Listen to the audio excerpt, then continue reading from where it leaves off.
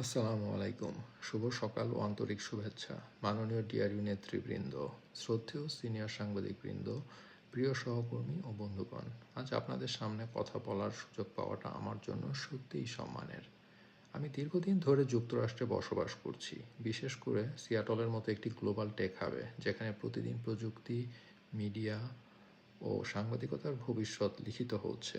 সেই অভিজ্ঞতা থেকেই আজকের কথাগুলো আপনাদের সাথে শেয়ার করছি। আজ আপনারা এমন এক সময়ে সাংবাদিকতা করছেন যখন খবরের গতি আগের যে কোনো সময়ের চেয়ে দ্রুত, কিন্তু একই সাথে ভুল তথ্যের বিস্তারও আগের যে কোনো সময়ের চেয়ে ভয়ঙ্কর। এই বাস্তবতায় এআই আপনাদের জন্য একদিকে বিশাল সুযোগ, আবার অন্যদিকে বড় ঝুঁকি। একটি বিষয় আমি খুব স্পষ্ট করে বলতে চাই, এআই কখনোই সাংবাদিকদের বিকল্প নয়। এটি সাংবাদিকের শক্তি বাড়ানোর একটি টুল মাত্র। এআই আমাদেরকে ট্রেন্ড দেখাতে পারে, ডেটার ভিতরে লুকিয়ে থাকা স্টোরির সম্ভাবনা ধরতে পারে, এমনকি এমন প্যাটার্ন দেখাতে পারে যা আপনাদের চোখ এড়িয়ে যাবে, যে কোনো মানুষেরই চোখ এড়িয়ে যাবে। কিন্তু মাঠের বাস্তবতা বোঝা, মানুষের আবেগ পড়া এবং নৈতিক সিদ্ধান্ত নেয়া, এই দায়িত্ব সবসময়ই সাংবাদিকের। আমি একজন স্পোর্টস প্যাশনেট মানুষ। গত কয়েক বছরে আমি নিজ চোখে দেখেছি বিভিন্ন বড় বড় টুর্নামেন্ট এবং অনুষ্ঠান, যেমন কোপা আমেরিকার ফাইনাল, ফিফা ক্লাব ওয়ার্ল্ড কাপের উদ্বোধনী অনুষ্ঠান, সেমিফাইনাল, ফাইনাল, মেসির প্রথম ইন্টার মায়ামি ম্যাচ, ইউরো 2024-এর কোয়ার্টার ফাইনাল এবং সেমিফাইনাল মিউনিখে এবং বার্লিনে দেখেছি। এমনকি সিয়াটলের লুমেন ফিল্ডে ফিফা প্রেসিডেন্টের সাথেও দেখা হয়েছে। এই অভিজ্ঞতাগুলো আমাকে একটি বিষয় খুব পরিষ্কারভাবে শিখিয়েছে, সেটা হচ্ছে মাঠে না গেলে বা ফিল্ডে না গেলে অনেক সময়ই সম্পূর্ণ সত্যতা অনুধাবন করা কঠিন হয়। এআই আপনাকে ডেটা দিতে পারে, কিন্তু আসল গ্রাউন্ড ট্রুথ আসে মানুষের কাছ থেকে, মাঠ থেকে এবং সরাসরি অভিজ্ঞতা থেকে। আজকের এই 2 দিনের ওয়ার্কশপের গুরুত্ব এখানেই। এটি শুধু জেমিনি, চ্যাটজিপিটি বা নোটবুক এলএম শেখানোর প্রশিক্ষণ নয়। এটি শেখাবে কীভাবে এআই ব্যবহার করেও সোর্স যাচাই করতে হয়, কীভাবে ডেটা দিয়ে প্রশ্ন তুলতে হয় এবং কেন ভেরিফিকেশন ও ডিজিটাল সিকিউরিটি ছাড়া আজ সাংবাদিকতা অসম্পূর্ণ।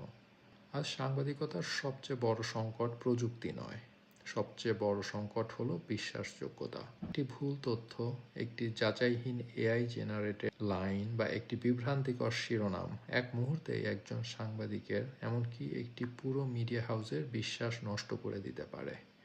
এই কারণেই আজ এথিক্স, ভেরিফিকেশন এবং ডিজিটাল সেফটি, এই 3টি বিষয় সাংবাদিকতার মূল স্তম্ভ হয়ে উঠেছে।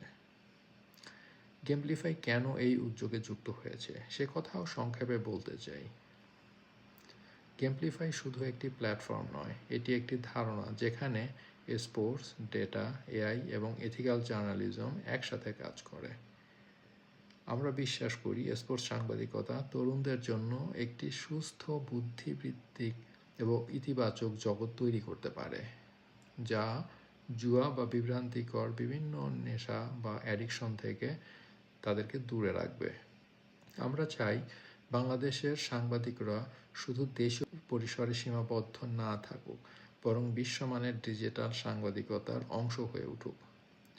ডিআরইউ দীর্ঘদিন ধরে সাংবাদিকদের পেশাগত মান, ঐক্য ও মর্যাদা রক্ষা করে আসছে, আর গেমপ্লিফাই সেই যাত্রার একটি প্রযুক্তিগত ও চিন্তাগত অংশীদার হতে চায়।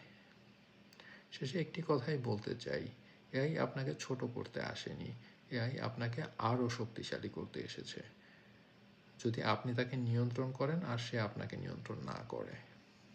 এই 2 দিন শুধু শেখার দিন নয়, এখানে নিজের পেশাকে নতুন করে আপডেট করার একটি সুযোগ। আমি আশা করি এই কর্মশালা শেষে আমরা সবাই আরও সচেতন, আরও দক্ষ এবং আরও দায়িত্বশীল সাংবাদিক হিসেবে ফিরে যাব। ডিআরইউকে আন্তরিক ধন্যবাদ, সম্মানিত প্রশিক্ষকদের ধন্যবাদ, আর আপনাদের সবাইকে অসংখ্য ধন্যবাদ। গেমপ্লিফাই পাশে আছে আজ, আগামীকাল এবং ভবিষ্যতের সাংবাদিকতার জন্য। ধন্যবাদ।